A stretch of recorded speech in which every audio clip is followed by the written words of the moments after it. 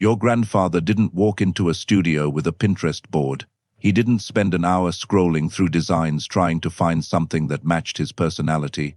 He got tattooed in a tent, on a ship, in a back alley because he was about to go somewhere he might never return from.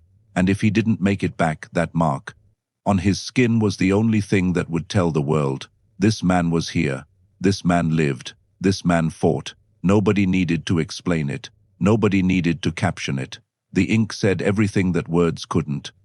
To understand why they did it, you first have to understand what they were living through, because the 1960s, 70 seconds, and 80 seconds were not gentle decades. They were not decades that gave men a lot of room to fall apart, to grieve, to ask for help. They were decades that asked everything of a man and offered very little back. Some of these men went to Vietnam at 19 years old. 19. They had barely figured out who they were before the government handed them a rifle and shipped them to a jungle 10,000 miles from home. They saw things there that the human mind was never designed to hold. They lost friends. They made impossible decisions. They carried guilt and fear and horror through years of heat and gunfire, and then they came home, and nobody was waiting with open arms. The country didn't want to look at them. The war was unpopular, and the men who fought it paid the price for that. They came back changed, deeply changed, and found that the world had moved on without them. No parades, no real support, just silence, and the unspoken expectation that they should be fine now that they were home. Others never went to war but fought entirely different battles. They watched factories close. They watched the towns they grew up in slowly hollow out as industries collapsed and jobs disappeared. The work their fathers had done, the work they had been raised to believe would be theirs, simply vanished, and with it went the identity, the purpose, the sense that a man could provide and protect and matter. Some grew up in neighborhoods where the odds were stacked so heavily against them that survival itself was the daily mission. They went to funerals for friends while still teenagers.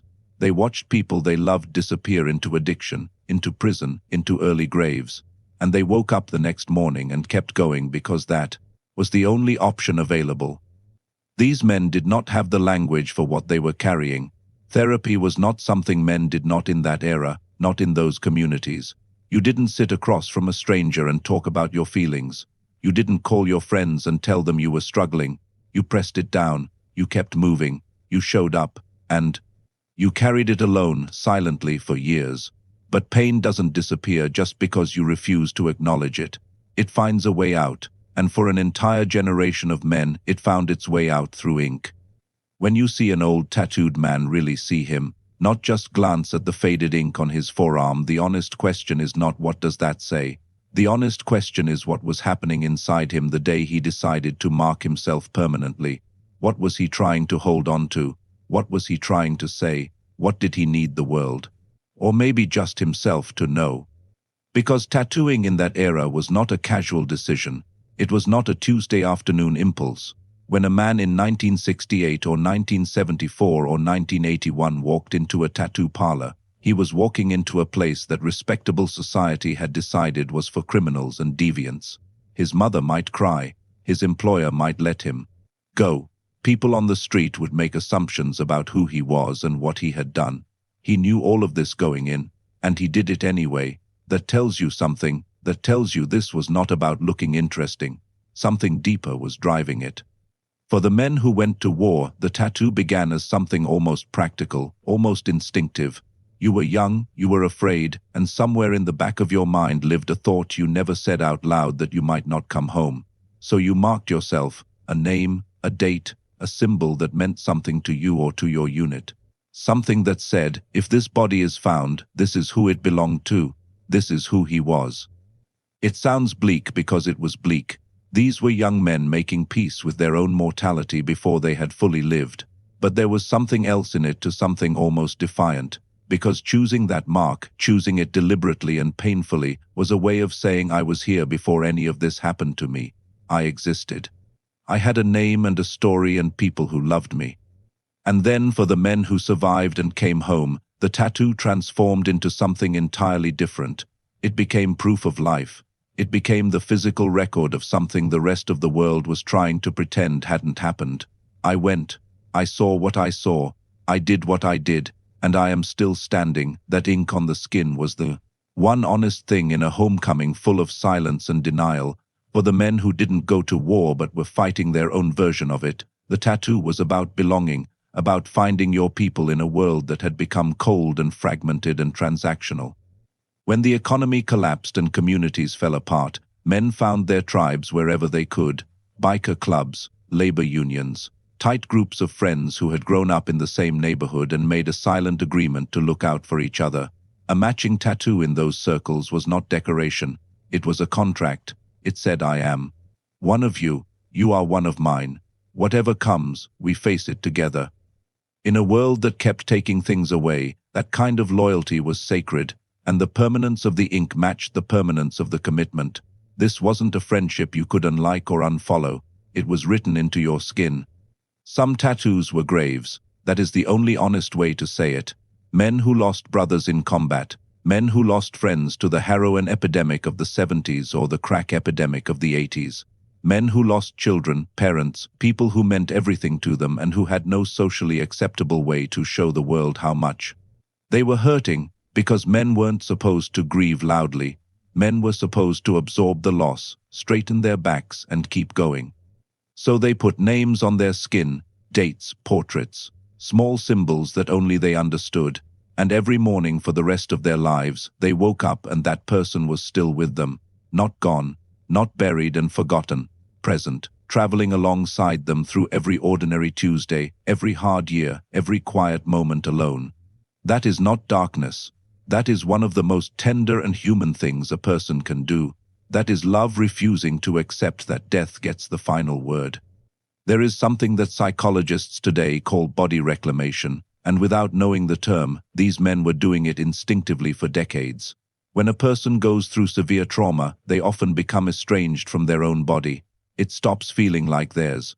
It feels like something that was acted upon, invaded, used by circumstances beyond their control. War does this. Violence does this. Years of stress and survival and suppressed emotion do this. You stop living inside yourself and start just managing yourself from a distance. Tattooing is painful, deliberately, consciously chosen painful. And for many of these men, that pain was the first time in years they felt fully present in their own skin, not dissociated, not numb, alive and in control of what was happening to their own body, because they chose it. Nobody forced them onto that table. Nobody handed them this pain. They walked in, sat down and said, do it. That distinction, chosen pain versus pain that was done to you, is enormous. It is the difference between being a victim of your own life and being the author of it. Many of these men couldn't have articulated it in those terms, but somewhere below the words, their bodies understood exactly what they were doing. And then there were the men who had simply lost everything the world had promised them: the career, the marriage, the house, the future they had been working toward their entire adult lives. Men who had done everything right and still watched it fall apart, for reasons that had nothing to do with their effort or their character.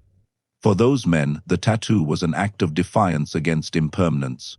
You can repossess my house. You can end my marriage. You can eliminate my position and escort me out of the building.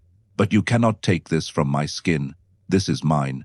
Permanently, irrevocably, undeniably mine, in a season of total loss that mattered more than most people will ever understand. We look at tattoos today and we see aesthetics. We debate placement and aging and whether the design will still feel meaningful in 20 years.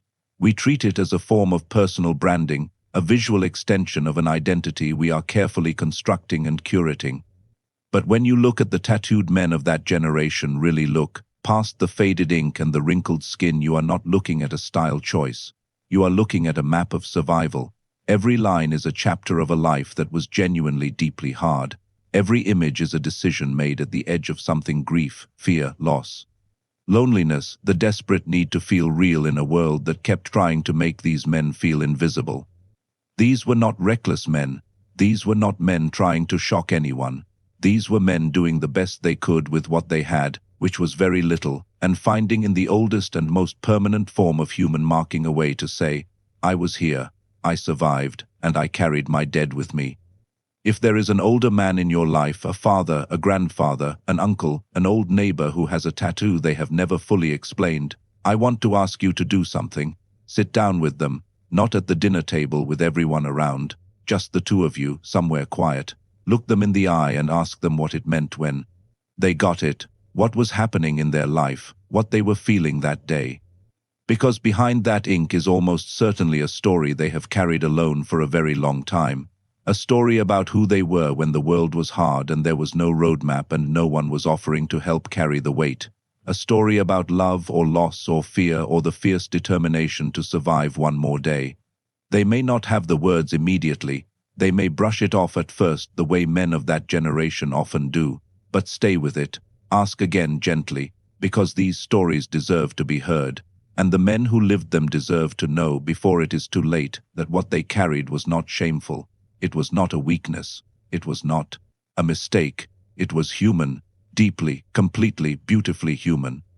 Is there someone in your life, a father, a grandfather, someone you loved or lost whose tattoo always made you curious? Someone whose ink you never fully understood until maybe right now?